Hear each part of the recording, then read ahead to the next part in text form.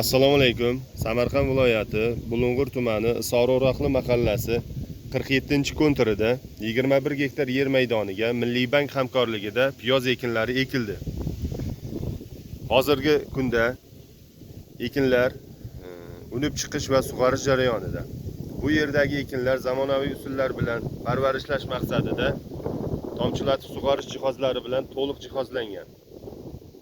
Ekinlarni yetishtirish muddati 120 kundan 130 kungacha davom etadi. Yetishtirish jarayonida sug'oriladi, tabiiy va mineral o'g'itlar bilan oziqlantiriladi.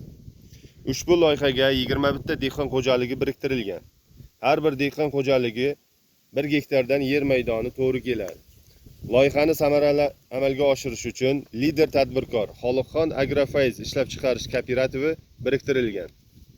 Ushbu loyiha bo'yicha 1 gektardan 35 tonnadan 40 tonnagacha hosil yig'ib olish reja qilingan. Shunda 21 gektar yer maydonidan jami 720-730 tonnagacha hosil olish reja qilingan. Mazkur ekin yig'ishtirib olingandan so'ng ikkinchi ekinga ham yuqori daromadli ekin turi ekish orqali yer egalarining daromadlari yanada oshirib boriladi.